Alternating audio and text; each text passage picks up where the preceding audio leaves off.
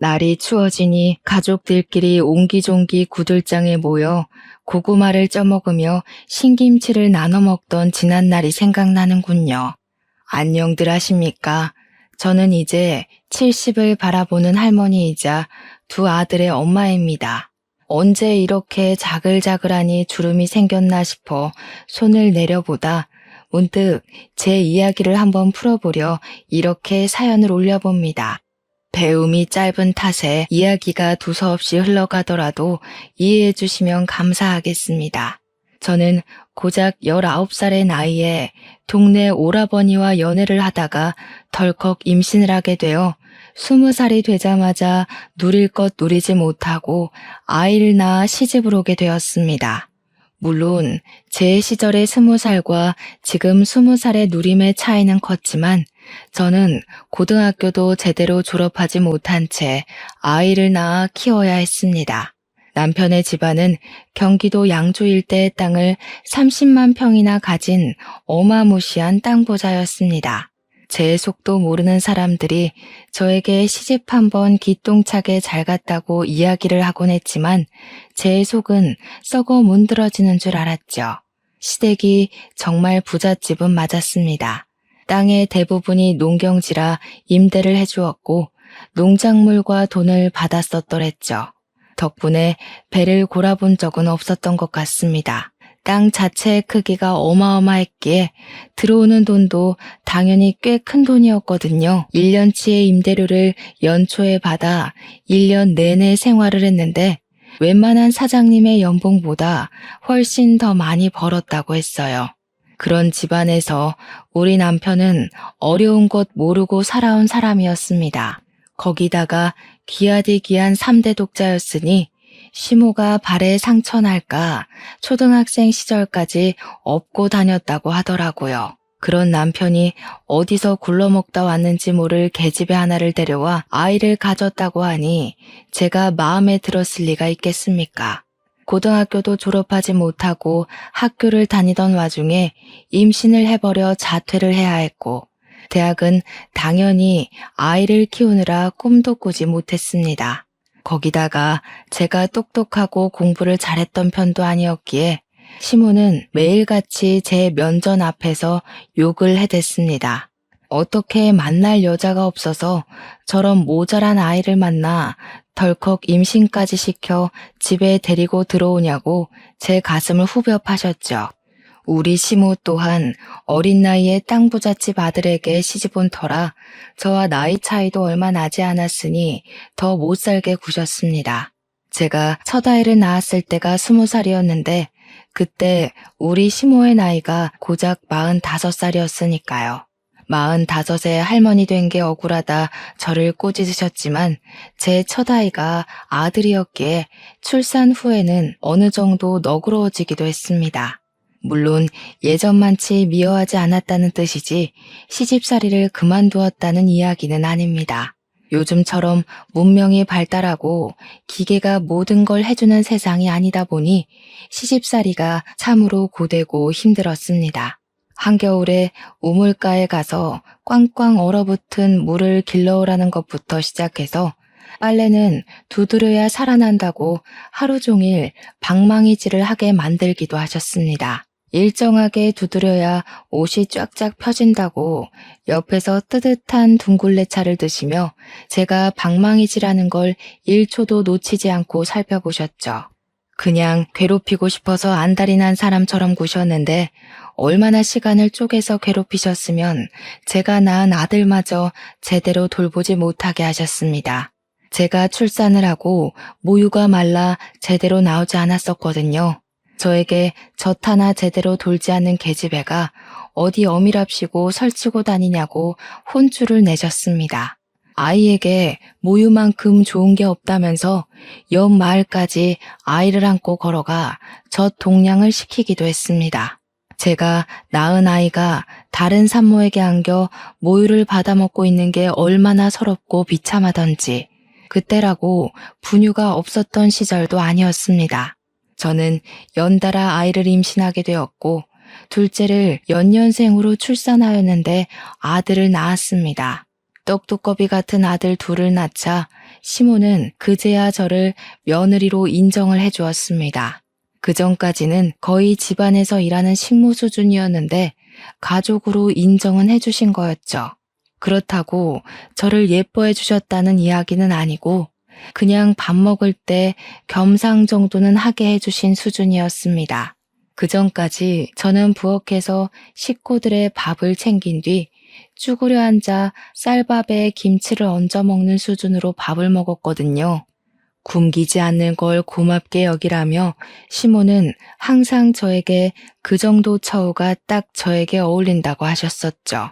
제가 이렇게 구박을 받는 동안 우리 남편은 어디서 뭐 했는지 궁금하시죠? 우리 남편은 말 그대로 백수한량이었습니다. 집안에 돈이 넘치니 일을 해야겠다는 생각이 전혀 없었고 출세에 대한 욕심 자체가 없었습니다. 시모는 남편에게 나중에 나 죽으면 이 땅이 전부 네 땅이 되는 거니 몸만 잘 챙기라고 토닥이셨습니다.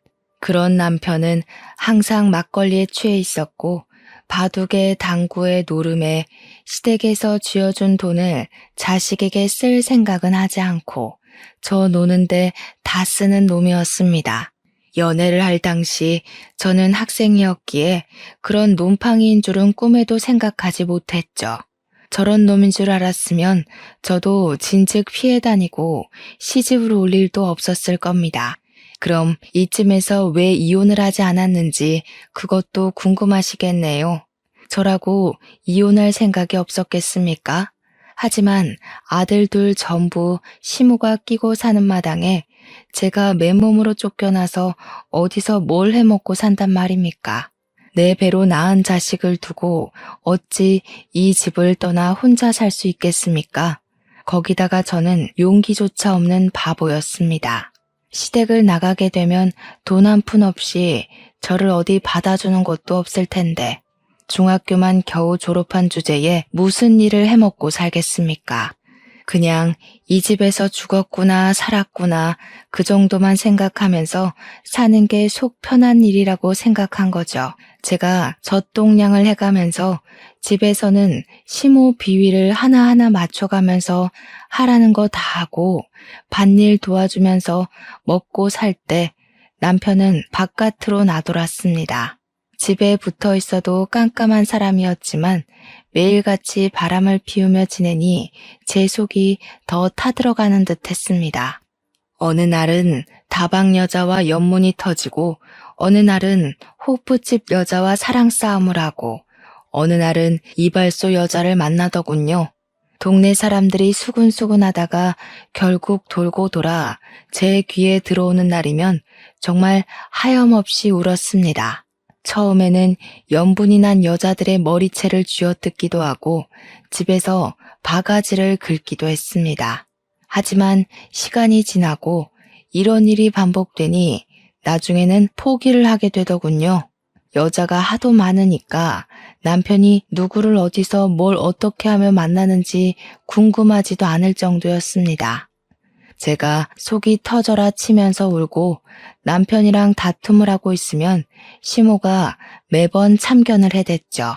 저한테 이 집에 시집와서 자란 게 아들 둘 낳은 거 말고 뭐가 있냐며 재주도 없고 학벌도 없고 그러니 남편이 바깥에서 바람이나 피우는 게 아니겠냐고 제 탓을 하셨죠.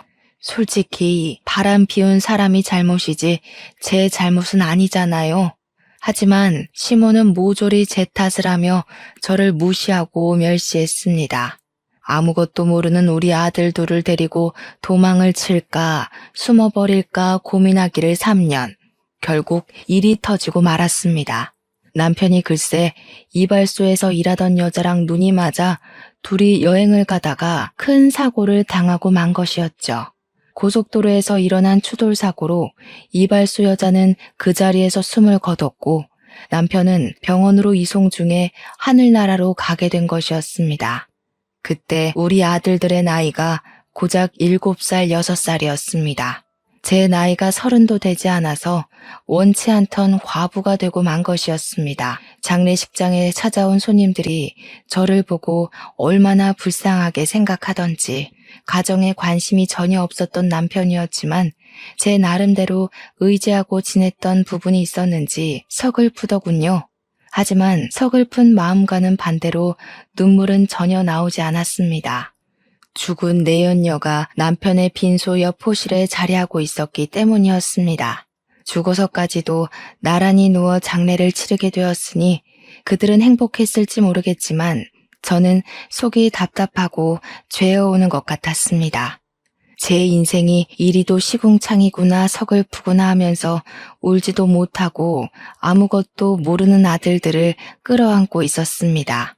하지만 우리 시모에게는 유일한 아들이었고 허망하게 가버린 것이 사무쳤나 봅니다. 모든 분노를 저에게 다 쏟아부었고 장례식장에서 일하는 사람들까지 모조리 우리 시모를 말려야만 했습니다. 저에게 남편 간수를 똑바로 하지 않아서 바람을 피우게 된 것이고 그래서 우리 아들이 죽은 거라고 다 제 탓이라고 저를 원망하셨습니다. 말로만 원망한 것이 아니라 주먹을 휘두르면서 저를 정말 쥐잡듯이 잡으셨어요. 남편이 불륜을 저지르다 죽은 것도 억울한데 모든 게 다 제 탓이라고 하니 얼마나 어이가 없었겠습니까? 장례식이 끝날 때까지 저는 눈물 한 방울도 흘리지 못하고 그 모든 원망을 감내해야 했습니다. 그런 제 속도 모르고 시모는 저에게 독한 년이라고 손가락질을 하셨습니다. 남편이 그리 떠나고 난 뒤 시댁에는 시모와 저 그리고 아들 둘만 남게 되었습니다. 이제 이 집과의 연줄도 여기서 끝이고 떠나야 하는구나 하고 생각을 하면서도 저는 망부석처럼 그 집을 떠나지 못했습니다. 시모는 제가 도망이라도 갈 것이라 생각을 했는지 제 아들 둘을 볼모로 잡고 저를 끝까지 붙들었습니다. 우리 시모가 땅 부자다 보니 재력이 어마어마하지 않았겠습니까? 저에게 어느 날은 그런 소리를 하시더라고요. 돈도 없이 내 손주들 데려다가 고생시키고 공부도 못 시키고 할 거면 손주들은 두고 몸만 나가라고요. 돈 없이 살 수 있는 세상이 아니니 돈 있는 자기 옆에 찰싹 붙어서 콩고물 떨어지기만 기다리며 살라고 딱 잘라 이야기를 했습니다. 그때 우리 시모의 나이가 고작 52이었습니다. 저는 시모의 그 말에 화가 나서 시집 온 이후 처음으로 시모에게 큰 소리를 내며 대들었습니다. 어머니께서 저를 이렇게나 못 살게 굴고 한시라도 쉬는 꼴을 못 보겠다며 일을 시키는데 지금 콩고물 타령을 하세요? 제가 악에 받쳐서 고래고래 소리를 지르고 화를 내니 시모도 순간 놀라셨는지 숨을 헉 하고 들이키시더군요. 저 망하려니 하면서 손가락질을 하고 같이 소리를 지르셨습니다. 그때 7살 된 우리 아들이 시모의 소매자락을 쥐고는 우리 엄마 괴롭히지 말라며 엉엉 울었습니다. 할머니는 악마야, 우리 엄마를 괴롭히고 그래. 할머니 싫어, 미워 하면서 울자 시모는 충격을 받은 듯한 얼굴을 하셨죠. 그 소리에 아이의 손을 뿌리치고는 방에 틀어박혀서 한동안 나오지 않으셨습니다. 저는 우리 아들들까지 모두 시모의 눈밖에 날까봐 두려웠지만 우리 아들들 키우는 데 들어가는 돈은 아낌없이 주셨다는 건 감사하더군요. 그날 이후 시모의 괴롭힘은 눈에 띄게 줄어들었습니다. 시모가 저에게 잔소리를 하려고 하면 첫째 아들이 달려나와 우리 엄마 괴롭히지 말라고 소리를 질렀거든요. 아들들이 한 해 두 해 나이를 먹고 커갈수록 시모가 저에게 행했던 일이 부당하다는 걸 알게 되었고 아들들은 참지 않았습니다. 일찌감치 철이 들어 항상 저에게 우리 엄마 고생 절대로 안 시킬 거라고 행복하게 해주겠다고 노래를 불렀습니다. 엄마가 평생 손에 물 안 묻히고 살 수 있게 성공할 거라고 둘 다 눈에 불을 켜고 코피를 쏟으며 공부를 했습니다. 사춘기 때도 저에게 반항 한 번 하지 않았고 시모가 트집을 잡을 때마다 악착같이 저를 지켜낸 두 아들이었습니다. 오죽하면 시모가 자기는 아들이 없어서 서러워 죽겠다고 울고불고 할 정도였습니다. 그렇게 시간이 흘러 양주 시골 자락에서 공부를 열심히 한 우리 아들은 소위 말하는 명문대에 진학을 하게 되었습니다. 그것도 아주 우수한 성적으로 아들 둘 모두 법대에 진학을 했고요. 평생 오지 않을 것 같았던 군대를 가는 순간까지 맞이하게 되었죠. 군대에서도 혹여나 시모가 저를 괴롭힐까 휴가를 나오면 집을 떠나지 않는 효자들이었습니다. 속이 깊고 다정한 우리 아들들을 보면서 제가 얼마나 하늘에 감사했는지 모르겠습니다. 기구한 인생을 살 운명일지 몰라도 자식 복 하나는 대단하구나 하고 감사 기도를 올리곤 했습니다. 우리 아들들 모두 고시 준비에 돌입하게 되었고 서울에 가서 공부를 시켜주겠다고 했으나 아무것도 없는 시골이 공부하기 딱 좋다고 하더군요. 방 한 칸씩 차지하고 공부를 한 결과 길지 않은 시간에 합격을 하여 첫째 아들은 판사가 되었고 둘째 아들은 변호사가 되었습니다. 합격을 한 날 마을 잔치를 열 정도로 시모가 좋아했었죠. 저는 그때부터 팔자가 피었구나 하고 생각을 하게 되었습니다. 우리 아들들이 무던히 노력을 하여 한 자리씩 맡았을 때 제 나이가 고작 50밖에 먹지 않았으니 저도 이제 쉼을 가질 수 있겠구나 싶었던 거죠. 그때 우리 시모의 나이가 75이었고 노친네도 성격 많이 죽었구나, 한풀 꺾였구나 싶었을 때였으니까요. 우리 시모의 양주 땅이 당시에 30만 평 정도였는데 그 땅 임대값으로는 아들들의 대학 등록금이나 고시 공부를 지원해주기 어려웠는데요. 뭐든지 최고급으로 가장 비싸고 좋은 걸로 해줘야 한다는 시모의 입김 때문이었습니다.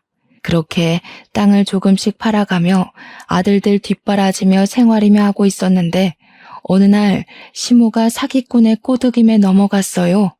더 좋은 땅이 나왔다는 마을 이장님의 감언이설에 홀라당 속아서 그 농경지를 팔고 다른 땅을 사게 된 것이었습니다. 그런데 알고 보니까 그 새로 산 땅이 그린벨트라는 것에 묶여있는 말도 안 되는 험지 수준의 땅이었던 거지요. 마을 이장님이 그 동네 토박이었고 신임도 두터웠던 분위기에 마을 사람들 몇 명이 그 꼬드김에 넘어간 것이었습니다. 모든 사실을 알았을 때는 이미 이장님이 야반도주를 마친 후였던 것이었죠. 이장님네 아들이 노름에 미쳐서 집안을 홀라당 해먹었고 그 돈을 메꾸기 위해 마을 사람들을 상대로 사기를 친 뒤 나른 것이었습니다. 우리 시모는 아주 비싼 값을 치르고 쓸데없는 쓰레기 땅을 가지게 된 것입니다. 다행인 건 하늘이 무너져도 솟아날 구멍이 있다고 아들들이 그동안 번듯하게 자리를 잡았기에 생활비를 보태주기로 한 것이었죠. 완벽하게 반대의 상황이 되어버린 것입니다. 시모가 돈으로 저를 올가매고 있었는데 이제는 제가 시모를 책임지고 생활을 해야 하는 지경이 된 거죠. 저에게 돈이 생기니까 시모는 어느 날부터 제 눈치를 보면서 빌빌 기기 시작했습니다. 제 마음이 얼마나 통쾌했겠습니까? 지난 시간 모두 보상받는 듯한 기분이 들긴 했습니다. 하지만 그것도 아주 잠깐이었죠. 제 심성 자체가 못돼 처먹질 못해서 시모에게 제가 당한 만큼 모질게 굴 수가 없더라고요. 그냥 예전처럼 시모의 잔소리, 핀잔, 투정을 받아주고 돌보며 어느 날은 두런두런 이야기도 나누고 그렇게 서로를 벗삼아 지내고 있었습니다. 시모가 육포를 참 좋아하셨거든요. 육포가 먹고 싶다고 입맛을 다지면 시장에 나가 우둔살을 사왔죠. 집안 대대로 내려오는 시간장으로 양념을 해서 며칠 동안 육포에 양념을 하고 말리고 양념을 하고 말리고를 반복했습니다. 단단해진 육포를 구우면 기름기가 싹 올라오면서 아주 쫄깃한 식감을 내지요. 시모 입에 잘게 찢어 넣어주면 세상에서 가장 행복한 얼굴로 저에게 이런 말씀을 하셨습니다. 내가 너랑 둘이 이렇게 살 줄도 모르고 참 매질을 많이 했다고요.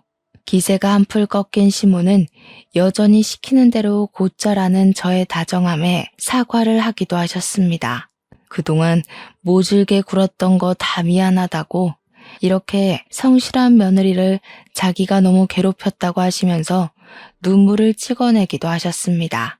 하지만 제가 아무리 심성이 착하다 해도 그 사과를 쉽게 받아주고 싶은 생각은 들지 않더라고요. 제가 그동안 당한 시집살이가 몇 년이고 얼만데 이렇게 말로 쉽게 화해를 한단 말입니까? 저는 시모가 그럴 때마다 모질게 내치진 않았지만 제 속마음을 숨기지도 않았습니다. 하늘 가서 시부랑 남편 만나기 전에 마음 다 털고 살 생각이신 거라면 그러지 마세요. 저 어머님한테 당한 거 하나하나 다 기억해두고 끝까지 마음에 담아두었다가 어머님 눈 감으시면 그때서나 장례식에서 마음 털 거예요. 그러니 시모가 그렇게 하라며 이 착한 며느리가 마음에 담아둘 정도로 자기가 모질게 굴었던 게 맞는다고 하시더라고요. 그러면서 고작 이 입으로 미안하다고 말한들 그 서운함이 다 풀리겠냐고 하고 싶은 대로 하라며 우셨어요. 시모가 서럽게 우는데 저도 괜히 눈가가 시큰해서 혼났습니다. 아들 둘 모두 번듯하게 취직까지 하고 일이 바쁜지 자주 내려오지 못하게 되었습니다. 둘 다 서울에서 일을 하고 있었으니까 서울에 집을 얻어서 살고 있었거든요. 그런데 어느 날 첫째 아들이 말도 없이 불쑥 양조 집으로 찾아왔는데 웬 여자를 하나 데리고 왔더라고요. 볼살이 포동포동하니 귀엽게 생긴 아가씨였는데 누구냐고 물어보니까 아들이 쑥스럽게 여자친구라고 인사 한번 드리려고 찾아왔다고 하대요. 아들보다 2살이 어린 아가씨는 법원에서 일을 하고 있는 공무원이라고 했습니다. 시모는 버선발로 뛰어나와 둘이 결혼이라도 하려고 그래서 같이 내려온 게야 하면서 아이처럼 방방 뛰시더라고요. 이러다 소원처럼 증손주까지 보고 눈 감겠다고 즐거워하시며 같이 내려온 아가씨에게 이것저것 물으셨어요.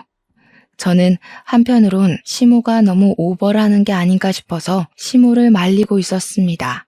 이미 손자 며느리 취급을 하는 시모를 보면서 아들이 쑥스러워하더라고요. 가벼운 사이는 아니구나 하고 생각을 했는데 아가씨 손이 정말 야무져도 너무나도 야무지더라고요. 제가 손님으로 왔으니까 아가씨는 쉬고 있으라고 말리는데도 시골집에 온 것 자체가 너무 오랜만이라 집 구경도 하고 싶고 일손도 돕고 싶다고 하더군요. 그 아가씨의 외가가 깡총 시골에 있어서 이런 구들장이 있는 가옥 같은 데서 방학 시절을 보냈다고 자기한테는 이 시골집이라는 것 자체가 그리운 공간이라고 하더라고요. 말도 어쩜 그리 예쁘게 조곤조곤 하는지 마음에 쏙 들었습니다. 저랑 같이 솥밥을 좋아하는 시모를 위해 가마솥에다가 밥을 짓기도 하고 나물을 무치기도 하고 하는데 음식 솜씨까지 좋더군요. 너무 마음에 들어서 다음번에는 우리 며느리와 시어머니 사이로 봅시다 하고 보냈습니다. 그 뒤로도 따로 아가씨에게 먼저 연락이 와서는 좋은 고기가 있어서 시댁으로 고기를 보냈다고도 하고 어디 여행을 다녀오거나 좋다는 게 있으면 선물을 보내주기도 했습니다. 시골집이라 집안이 건조하다면서 가습기도 선물로 보내주었고요. 제가 오죽 신이 났으면 말입니다. 우리 작은 아들한테도 자랑을 했어요. 그러니 작은 아들이 형수를 만나본 적 있다고 하면서 사람 참 괜찮지 않냐고 하더라고요. 넉살 좋은 우리 작은 아들은 벌써 그 아가씨를 형수 하는 것 같았습니다. 변호사가 직업인 작은 아들은 법원에 갈 때 가끔 시간이 맞으면 첫째를 만나는데 법원 공무원으로 일하는 아가씨도 자주 본다는 것이었죠. 밥도 같이 몇 번 먹어봤는데 사람이 참 됨됨이가 되었다고 좋은 사람이라고 이야기를 하더라고요. 우리 첫째 아들 결혼 걱정은 한시름 났으니 너도 좋은 사람 데리고 오라며 이야기를 했습니다. 그렇게 몇 개월을 가족같이 굴었던 아가씨가 어느 날부터 연락이 되지 않더라고요. 제가 먼저 연락을 하기도 좀 그래서 무슨 일이 생긴 건 아닌가 걱정만 하고 있다가 넌지시 작은 아들에게 물어봤습니다. 그러니 둘이 헤어진 것 같다고 하면서 큰아들이 무슨 생각으로 사는지 모르겠다고 걱정이 많다고 했어요. 왜 그러냐 하니까 큰아들이 글쎄 그 아가씨랑 헤어지고 다른 여자를 만나는데 그 여자가 영 좋아 보이지 않는다는 겁니다. 그 여자가 영 별로니? 하니까 형이 욕심을 부리는 것 같아서 별로라고 하더군요. 이게 다 무슨 소린가 싶어서 걱정을 하니 시모가 나이가 있는 애들이니 알아서들 하겠지. 내버려두라고 하시더라고요. 그래서 그때는 그렇게 일단락 되었죠. 그리고 시모 나이가 80이 되었을 때 팔순잔치를 하기로 약속을 잡았습니다. 워낙 아들들이 바쁘니 시모랑 제가 서울에 가서 밥을 한 끼 먹기로 했죠. 그런데 그날 상의도 없이 큰아들이 웬 아가씨를 또 데리고 왔는데 무척이나 세련된 아가씨였습니다. 딱 봐도 비싸 보이는 가방에 목에는 치렁치렁 목걸이들, 손에는 알이 큰 반지를 끼고 있었습니다. 제가 아가씨는 누구시냐고 물어보자 우리 큰아들의 여자친구라고 소개를 하면서 결혼 전에 인사를 드릴 겸 찾아왔다고 하더라고요. 갑자기 결혼이라고 하니 제가 말문이 막혀 큰아들을 바라보았죠. 그러니 큰아들이 지금 정치계 쪽에 오래 몸담고 있는 굵직한 의원의 딸이라고 소개를 하더라고요. 둘째는 모르쇠하며 시큰둥한 표정으로 가만히 앉아 있었고요. 그 아가씨는 우리 둘째에게 아는 척을 하며 살갑게 굴었지만 둘째는 네네 하면서 대답을 하는 둥 마는 둥 했습니다. 그렇게 어색한 공기가 흐르는 곳에서 식사가 시작되었습니다.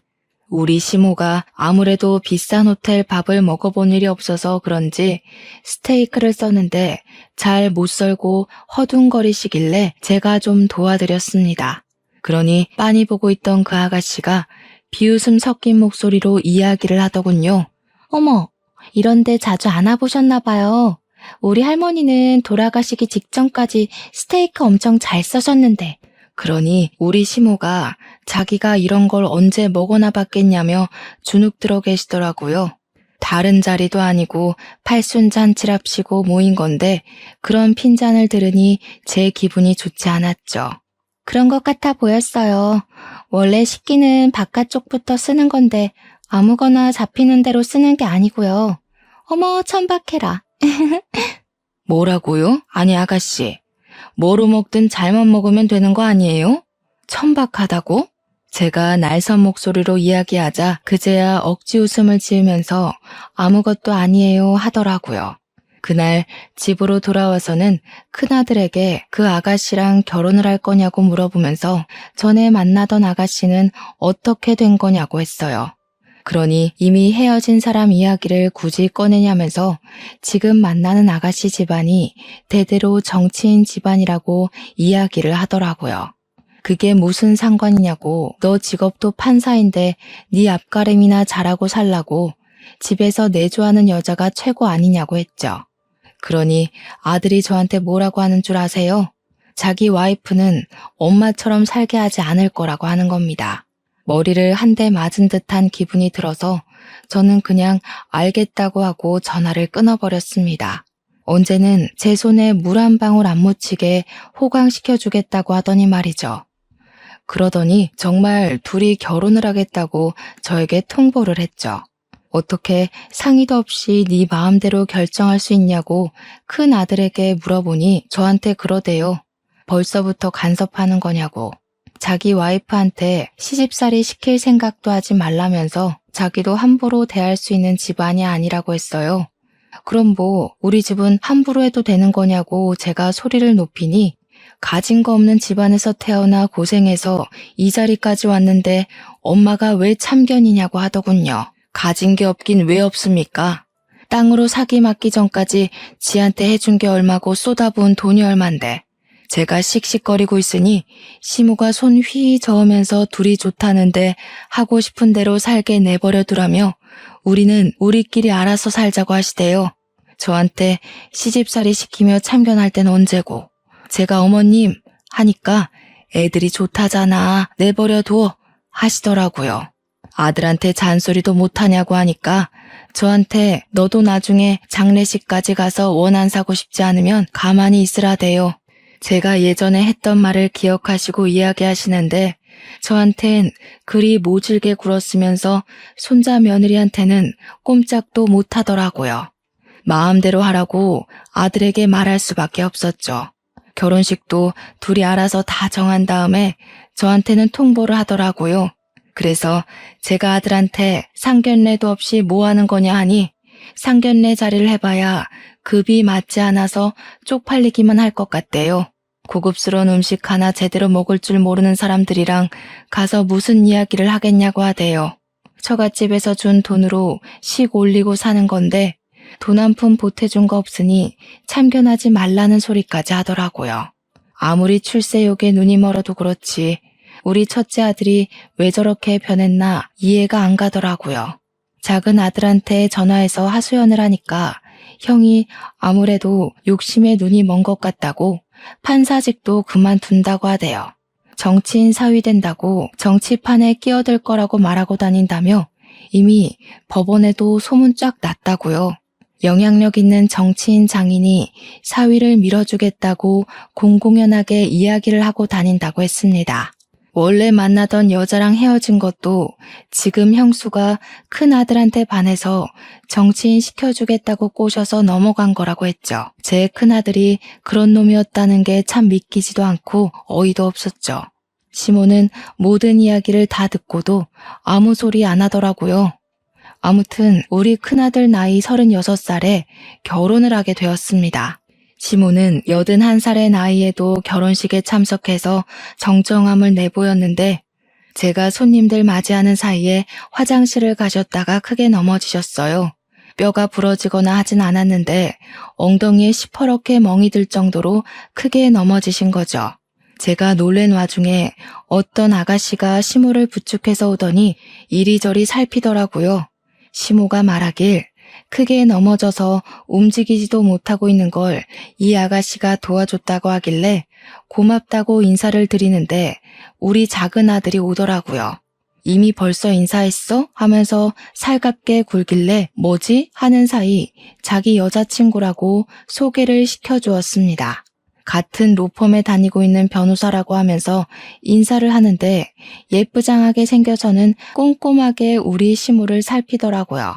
큰며느리랑 큰아들은 처가댁 손님들한테 인사한답시고 우리는 쳐다보지도 않고 있는데 말이죠.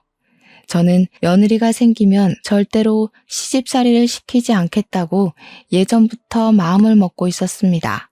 아무래도 당한 게 있으니 그런 생각을 하게 된 것인데 아예 그럴 기회조차 없을 줄은 몰랐습니다. 큰며느리가 명절이고 휴일이고 뭐 찾아와야 시집살이를 시키지 않겠습니까? 늘 바쁘다며 방문하기를 거절했죠. 정치인인 아버지를 따라다녀야 한다. 남편 내조하러 가야 한다 하면서 명절에도 코빼기를 비추지 않았습니다. 큰아들은 결혼식 이후에 판사직을 내려놓고 정치를 하겠다고 뛰어들어 사돈 양반 종노릇을 하고 있었고요. 돈 한 푼 못 벌면서 그 집에 기생하며 사는 꼴이 답답했죠. 제가 잔소리라도 할라 치면 나중에 정치인 되면 다 큰돈 버는 거라고 언제까지 판사직하며 살 수 없다며 큰돈 벌 수 있는 기회라고 했습니다. 반면 둘째랑 만나는 아가씨는 안부 전화도 자주 하고 명절에도 굳이 내려와서 저와 시무를 챙겼어요. 그 아가씨 덕에 양평에 있는 푸빌라도 가보고 바비큐도 해먹어봤죠. 둘째 아들도 시간이 얼마 지나지 않아 결혼을 했고 첫째네와는 다른 모습을 보여주었습니다. 85세의 시모를 일일이 보살피고 챙겨주었습니다.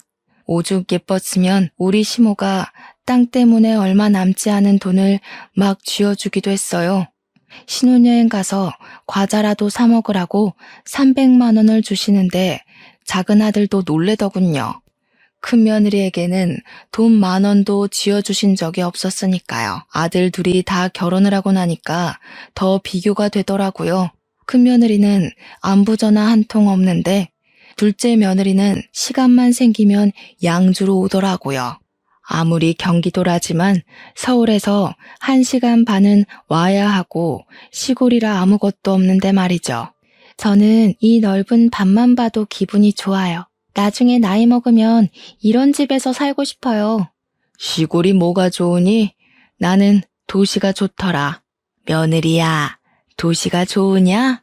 그럼요. 도시에는 없는 게 없잖아요. 배달 음식도 시켜 먹고, 백화점 구경도 하고, 지하철도 걸어서 5분, 10분이면 탈 수 있고, 얼마나 좋아요? 그럼 너도 도시 가서 살거라. 그럼 어머님은요? 나는 요양원이나 들어가서 할머니들이랑 화투나 치면서 살지 뭐. 어머님, 내가 해준 밥 아니면 먹지도 않으면서 마음에도 없는 소리 잘하시네. 이런 장난을 칠 정도로 시모와의 관계도 회복되었고 지금 생활에 안정감을 느끼며 살았습니다. 그렇게 1년의 시간을 더 보내고 며느리들이 둘 다 출산을 했는데 작은 며느리가 몸 회복해야 할 시간에 애 보여주고 싶다고 양주를 뻔질나게 오더라고요. 정작 우리 큰손주는 사진으로만 봤지 실제로 본 적이 없었고요. 우리 시모가 작은 며느리라면 껌뻑 죽을 만큼 예뻐했어요. 그러던 어느 날 우리 시모가 속아서 산 그린벨트 땅의 규제가 정권이 바뀌면서 풀리게 되었습니다. 거기다가 무슨 대기업에서 그쪽에 공장을 짓는다, 센터가 들어온다, 해외 무슨 가구점이 들어온다 하면서 땅값이 어마어마하게 올랐습니다. 우리 시모가 30만 평의 땅을 팔았을 때보다 훨씬 더 많이요. 각종 회사에서 우리 땅을 사고 싶다며 어떻게 알았는지 집까지 찾아왔어요. 시모는 임대업을 하던 노하우가 있어서 그런지 이쪽 저쪽 계산기를 두드리더니 대기업에 통 크게 팔아버렸습니다. 우리는 평생이 가도 못 쓸 것 같은 엄청난 돈이 생기게 되었어요. 저는 시모한테 이 돈 다 어떻게 쓰실 거냐고 묻자 시모가 그러더군요. 우리 며느리 도시 보내주고 나는 요양원으로 들어가야지. 괜히 마음이 시큰거리는 와중에 둘째 아들에게 전화가 오더니 대뜸 뉴스 봤냐고 물어보더라고요. 당장 TV 트러블에서 틀었더니 사돈 양반이 떡하니 나오는 게 아니겠어요. 비리 정치인에서는 어느 기업에 청탁을 받았네, 비자금을 숨겼네 하면서 휠체어를 타고 검찰청에 들어가는데 우리 큰아들이 뒤따라 들어가고 있더라고요. 작은 아들이 큰형네 쫄딱 망했다고 비자금을 수십억 받아 챙기고 일가 친척들 취업 비리에 난리가 났다고 계좌까지 막혔다더군요. 너무 놀라서 큰아들에게 연락도 못하고 있는데 시모가 애들한테 연락을 좀 해보라고 시켰어요. 당연히 큰아들은 연락이 닿지 않았고 검찰에서 수사 중이라고 하니 한동안 기다려야겠구나 하면서 마음을 졸이고 있었습니다. 그렇게 한 일주일이라는 시간이 흘러 시모가 이제 더는 미룰 수 없다고 손주들에게 전화를 걸어보라고 하셨죠. 저는 생전 손주들 바쁜데 연락 자주 하지 말라며 핀잔을 주던 시모가 자꾸 연락을 해보라고 하니까 영 이상하기만 했습니다. 시모는 손주들에게 집으로 오라는 연락을 해달라고 했고 저는 영문도 모른 채 아들들에게 전화를 걸어야만 했죠. 아들들에게 시모가 찾는다고 집으로 좀 오라고 연락을 하니 둘째 아들은 한달음에 달려왔고 큰아들은 바빠 죽겠다고 뉴스도 안 보냐고 화를 내더라고요. 시모가 생각이 있어 부르는 거니 당장 오라니까 할머니 노망 났냐고 바쁘다고 하면서 끊더라고요.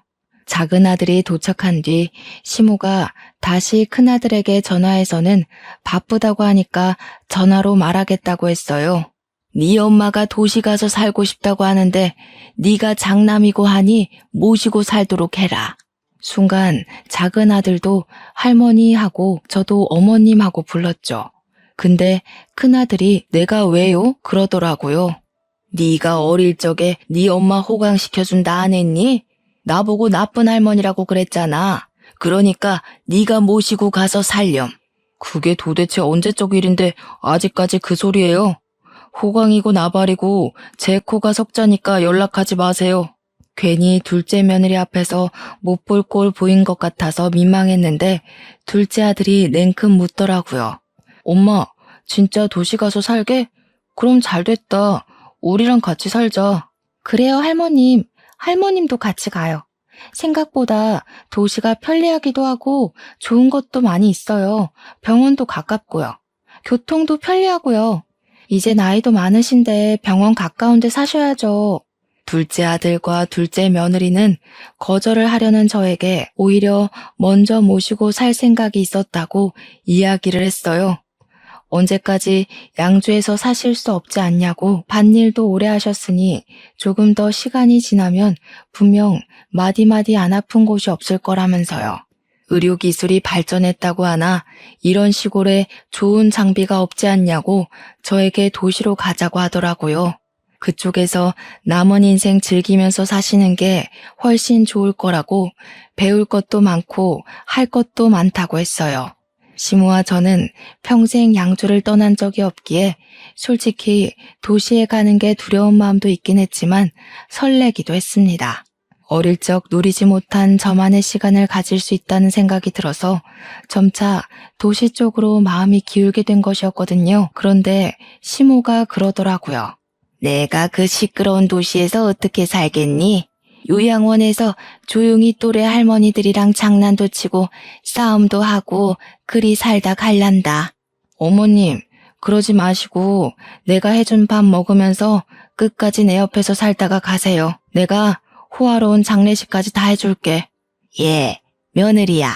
내가 몇 년을 더 살 줄 알고 그런 소리를 하는 거야? 너 한 10년은 넘게 내 밥 차려야 할지도 모르는데? 10년이 뭐야? 20년도 더 해드릴 테니까 저랑 같이 가요. 내가 19살에 시집와서 이 나이 먹을 때까지 남편보다 어머님이랑 보낸 시간이 훨씬 많아.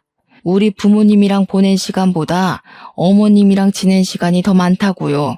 그런데 어떻게 어머님만 요양원에 두고 나 혼자 도시를 가요? 싫어요. 같이 가요. 눈가가 시큰거려 소매로 꾹꾹 눌러내자 시모가 잠시 고민을 하더라고요. 그때 작은 아들이 시모에게 이야기를 했습니다. 할머니가 미운 날이 없었으면 거짓말이죠. 그래도 지금 두 분이 친구처럼 잘 지내는 거 보니까 보기 좋아요. 돈 걱정은 마시고 어떻게든 입에 풀칠은 하지 않게 저희가 모시고 살 테니까 같이 가요. 집이야 대출받아서 큰 집 하나 사려고 했었어요. 저희 변호사 부부잖아요. 증손주도 좀 키워주시고 하면 저희야 더 감사하고요. 그러니 시모가 작은 아들에게 통장을 하나 틱 던지더라고요. 저야 그 통장이 어떤 통장인지 잔액이 얼마인지 알고 있었지만 전혀 사정을 모르던 작은 아들은 통장을 보고 입을 떡 벌렸습니다. 그거 그 뭐냐? 암튼 땅 판 돈이다. 평생 먹고 살아도 남을 돈이니까 대출 받지 말고 네 어미랑 나랑 너네 가족 해서 살 수 있는 큰 집 하나 사라. 몇십억을 줘도 되고 그 돈 다 써도 되니까 네 애미 도시 생활 제대로 느낄 수 있는 집으로다가 사. 그 말에 결국 꾹꾹 참았던 눈물을 흘리고 말았습니다. 별거로 다운다고 핀잔을 주던 시모도 결국 고생했다며 눈물을 흘리시더라고요. 우리 한평생이 담긴 양주집은 결국 처분을 했고 작은 아들이 2달 뒤에 방이 6개나 딸린 펜트하우스를 구매했다며 보여주었습니다. 시모가 짐 챙길 것도 없다고 낡은 것들은 죄다 양주에 버리고 오자 하여 새 집에는 정말 몸만 들어갔습니다. 작은 아들 내외가 저랑 시모를 차에 태우고 집으로 가는데 시모가 변호사씩이나 돼서 차가 이게 뭐냐고 구박을 하대요. 증손주도 있고 이제 차에 타야 할 사람이 많으니 크고 좋은 차 하나 사라고 했습니다. 작은 아들이 집값이 얼만 줄 아냐고 차까지 바꾸는 건 지출이 너무 크다고 하니 시모가 버럭했어요. 너 좋으라고 바꾸라는 거 아니야. 네 어미 데리고 다니려면 튼튼한 거 큰 거 하나 사라는 거지. 우리 증손주도 타야 하고 나도 탈 건데 그럼 큰 차 사야지. 결국 작은 아들은 차도 대형차로 바꾸게 되었습니다. 그렇게 저와 시모는 작은 아들 내외랑 살면서 도시 생활을 만끽하고 있었어요. 큰아들이 시모의 땅값 소식을 듣고 집에 찾아와 소란을 한번 일으켰죠. 시모가 아주 딱 잘라서 너 같은 손주 없다고 누군지 모르겠으니 집에서 나가라고 축객령을 내리더군요. 큰아들이 유산 분배 소송을 걸겠네 어쨌네 난리가 났는데 시모는 기가 막혀 하더라고요. 내 돈 내가 쓰는데 네가 뭔 참견이냐고. 내가 너 보고 네 엄마 모시고 살라 하지 않았니? 거절할 땐 언제고 하면서 혀를 끌끌 차는데 속 시원하더라고요. 변호사인 작은아들 부부가 문제될 것 없으니 걱정 말라 해서 안심하고 있었고요. 결국 사돈 양반은 법의 심판을 받게 되어 수감이 되었고 정치인하겠다고 뒷공무니를 쫓던 큰아들은 낙동강 오리알 신세가 됐죠. 우리 시모는 통 크게 돈 팍팍 쓰면서 제가 하고 싶은 거, 갖고 싶은 거 모조리 다 해주시다가 2달 전에 돌아가셨습니다. 약속했던 대로 장례식 크게 해드리고 며칠을 시모 유품 들고 울다가 그리워하다가 지금은 안정을 조금 찾게 되었습니다. 우리 시모와의 이야기를 일기로 남겨놓고 싶은 마음에 이렇게 사연까지 올리게 되었고요. 글을 쓰다 보니 우리 시모와 구들장에 앉아 고구마 쪄먹던 그날이 참 그립습니다.